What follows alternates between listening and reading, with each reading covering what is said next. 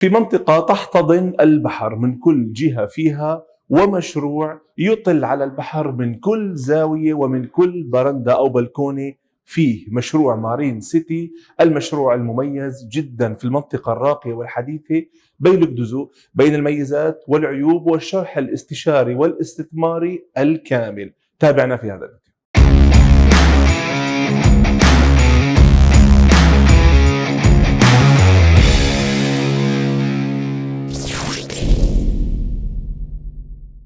أحد سلسلة مشاريع البحر المميزة بأجمل الإطلالات البحرية وأرقى المناطق الجديدة في بيلقدزو، المنطقة اللي تعتبر مجاورة تماما لمنطقة مشروع دينيز اسطنبول، أو المشروع الملاصق لأهم المشاريع اللي من أهمها أيضا مشروع دينيز اسطنبول. مشروع جميل مميز فخم جدا بالتشطيبات الداخلية مثل ما راح نشوف الآن بإذن الله في المقطع اللي بعده، وأيضا مميز جدا بالفخامة العالية خارجيا والإطلالات الجميلة. مشروع مارين سيتي منقسم لقسمين، القسم الأول عبارة عن 4 أبنية بارتفاع لا يتجاوز ال5 طوابق، القسم الثاني أيضا نفس الارتفاع فقط في بنائين. القسم الأول راح يكون تسليمه بشهر 8 2022، القسم الثاني ماكسيموم راح يتسلم إن شاء الله تعالى مع بداية 6 2023.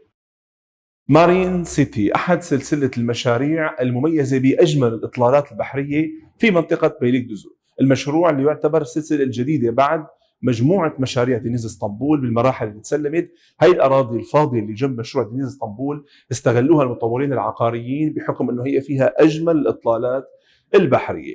مشروع جديد بالكامل مميز جدا بفخامته الداخلية للشقق، ومنشأ أيضا على فكرة قوية مضادة للزلازل في منطقة قريبة من البحر. دائما يرجى الحذر في هالمناطق من هذا الموضوع، بالإضافة لأنه مشروع بعدد شقق قليل وفخامة ورقي عالي. مشروع مقسم إلى مرحلتين، المرحلة الأولى فيها 4 أبنية، ارتفاعات طوابق لا تتجاوز ال5 طوابق، خدمات اجتماعية متكاملة، مسبح مفتوح، مسبح مغلق، حمام تركي، غرف ساونا وبخار، نادي رياضي، كل الخدمات الأساسية اللي نحتاجها راح نلاقيها في المشروع. المرحلة الثانية اللي راح تكون الخدمات فيها أيضا تابعة للمرحلة الأولى ولكن مستقلة نوعا ما بمدخل منفصل لحالها على شكل بنائين، إطلالة بحرية مميزة جدا بحكم أنه منخفض أكثر شوي لتحت فهو أقرب للبحر، بالإضافة أيضا نفس الارتفاعات بالنسبة للطوابق لا يتجاوز 5 طوابق.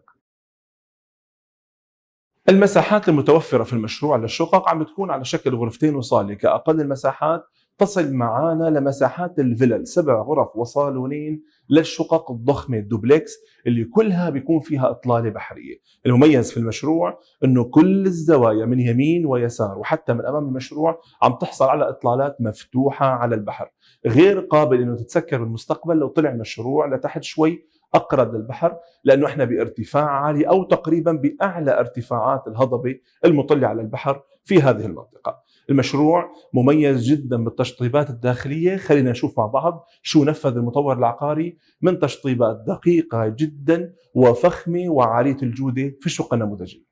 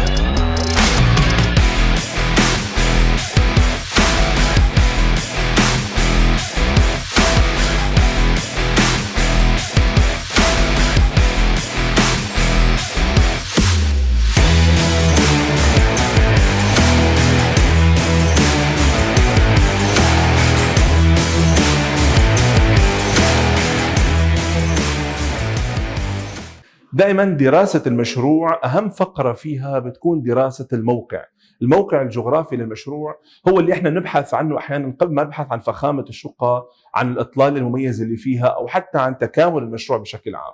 موقع المشروع موقع مميز استثماريا اكثر ما هذا الموقع يكون مميز بالنسبه لاني انا اسكن فيه الان مباشره.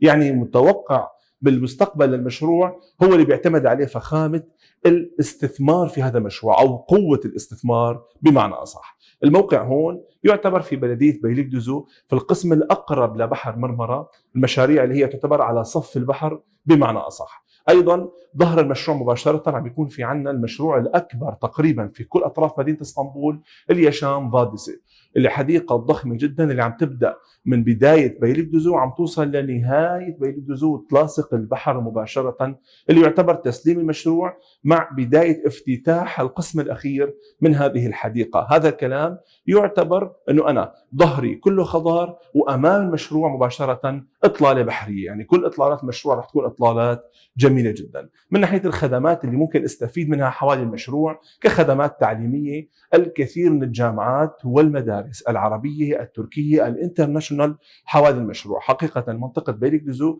وجارتها اسنيورت يعتبر من المناطق اللي فيها كثافه كبيره للمدارس والجامعات الانترناشونال وتحديدا العربيه اللي بتدرس اللغه العربيه. كخدمات تجاريه قريب منا بشكل كبير جدا اهم المولات، مول مرمرة بارك والمولات المحيطه فيه. كخدمات ايضا طبيه مجموعه كبيره من المشافي اهمها الميديكانا القريب منا جدا، وغيرها من الخدمات التجاريه والتعليميه الاخرى اللي حقيقه اكثر واوسع من انه نذكرها ونحصيها في هذا الفيديو. منطقه بيليك دوزو من المناطق اللي بالذات قرب المتروبوس عم تكون مناطق مخدمه بشكل كبير وفيها كل الخدمات والامور اللي احنا نحتاجها. ما راح نحتاج انه احنا ننزل لوسط مدينه اسطنبول لو احتجنا امر معين، المنطقه مخدمه من كل شيء ان شاء الله. من ناحيه المواصلات احنا ايضا قريبين على اهم وسيله مواصلات وهو المتروبوس. ممكن نركب وسيله مساعده على شكل باص صغير يوصلنا للمتروبوس، 10 دقائق ربع ساعه راح تكون قدام محطه المتروبوس وتوصل بالوصول للمتروبوس لاي منطقه ثانيه في وسط مدينه اسطنبول، واللي هو يعتبر اسرع وسيله مواصلات والوسيله الوحيده اللي بتضلها شغاله 24 ساعه والايسر والافضل. يعني احنا قريبين على هي الوسيله بشكل لا يتجاوز ال 15 دقيقه ان شاء الله. ايضا لما نتكلم على خطوط المترو من المتوقع انه يكون ليس قريب جدا من المشروع ولكن بنقطه ثانيه بعيده عن المتروبوس يخدم الدوله بشكل مترو تحت الارض يوصلنا ايضا مع مناطق اخرى داخل مدينه اسطنبول. هل هو يعتبر الموقع القوي جدا بالمواصلات؟ لا، ولكن قريب منا في محطات مواصلات ممكن توصلنا بسهوله الى وسط مدينه اسطنبول، يعني مخدمه نوعا ما الى حد جيد. اما من ناحيه الموقع كاستثمار، فالاستثمار في الموقع هون بشوفه افضل بكثير من الاستثمار في المشروع نفسه. التقدم الكبير اللي عم يصير في المنطقه والتوسع الجغرافي الاستثمار فيه عم يكون اعلى بكثير من مناطق ثانيه ممكن يكون الاستثمار فيها معتمد فقط على معدل العرض والطلب. يعني احنا بنقول بيليك دوزو بنقول اطلاله بحريه قبل ما نتكلم على اي تفصيل من تفاصيل المشروع، والاطلاله البحريه دائما مرغوبه وتعتبر من اكثر الامور اللي بترغب الناس انه يستثمروا عقار تحديدا في مدينه مثل مدينه اسطنبول. مشروع مارين سيتي بين الميزات والعيوب والوضع الاستشاري الحقيقي للمشروع. شو اللي لازم اعرفه وقت بدي استثمر عقار هون او اشتري عقار بهدف السكن؟ بدايه المشروع حقيقه حاوي باطلاله بحريه جميله جدا من كل الجهات، هذا بحكم ان الارض نفسها اخذه موقع جغرافي مميز مقارنه بالمشاريع المنافسه. من اهم الميزات ايضا التشطيبات الداخليه العاليه جدا. هون للاسف صار عندي عيب بسبب هي الميزه انه الاسعار مرتفعه نوعا ما مقارنه بمشاريع اخرى. يعني الوضع الطبيعي لسعر المتر هون ممكن يكون 20 الى 22 23 الف ليره تركيه، سعر المتر في المشروع عم يتراوح بين 25 الى 35 الف ليره على حسب مساحه الشقه والطابق والاطلاله، وايضا على حسب هل هي اطلاله داخليه ام خارجيه. يعني مش بس انه اي اطلاله بحريه طابق منخفض او مرتفع نوعا ما، حسب الاطلاله نفسها هل هي على الداخل يعني ما في اي بحر او على الخارج اطلاله فول سي فيو. هذا الكلام كله بيرجع ترتيبا لوضع الاستثمار في المشروع، انه المشروع ليس بهذا المشروع الاستثماري اللي عم يشتري هون، عم يشتري بهدف اطلاله جميله فخامه عاليه ومنطقه عم تتطور بشكل جيد ومخدمه الى حد جيد باذن الله. اما من ناحيه الاستثمار تفصيليا ما راح نحكي كثير عن هذا الموضوع لانه مثل ما ذكرنا ما في هذا الاستثمار القوي اللي بدعمنا ان احنا ممكن نعطي وعود معينه بالدراسه اللي عملناها هذا المشروع. الطبيعي لموضوع زياده السعر راح يكون معتمد على الزياده الطبيعيه لاسعار المتر في المنطقة بشكل عام، مع تطور انتهاء مشروع ياشان فاديسة اللي هي أكبر حدائق اسطنبول راح تكون، وأيضا تطور المنطقة باكتمال الأراضي الخالية اللي عم يتم إنشائها شوي شوي، ومعدل العرض والطلب اللي ممكن يصير في لعب بالمستقبل لحتى يرتفع سعر المشروع. هذا هو الوضع الطبيعي استثماريا لمشروع مارين سيتي.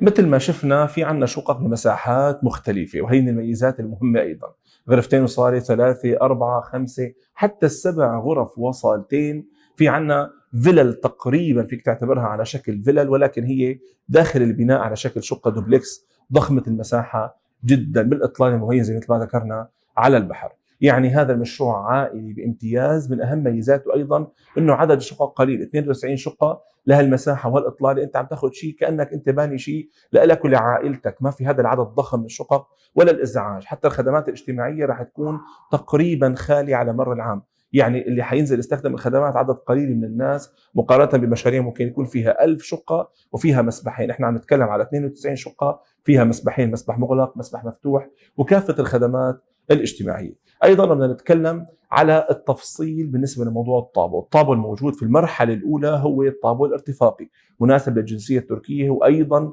التقييم العقاري عم يطلع فيه 100% بإذن الله. هذا بحكم أنه المشروع جديد وما في عليه أي مشاكل قانونية ولا أي مشاكل مالية إن شاء الله. أما بالنسبة للمرحلة الثانية ما زالت أرض، لا يوجد طابو لليوم، فغير مناسب للجنسية التركية. أما كسعر راح تلاقي فرق سعر بين المرحلة الثانية اللي بتتسلم بنهاية 2022 أو ببداية 2023 وبين المرحلة اللي بتتسلم بشهر 8 2022 اللي هي المرحلة الأولى اللي الطابو فيها كما ذكرنا جاهز. يعني لو بدنا ناخذ شيء نوعا ما متوقع له زيادة السعر رح ناخذ في المرحلة الثانية أفضل من المرحلة الأولى.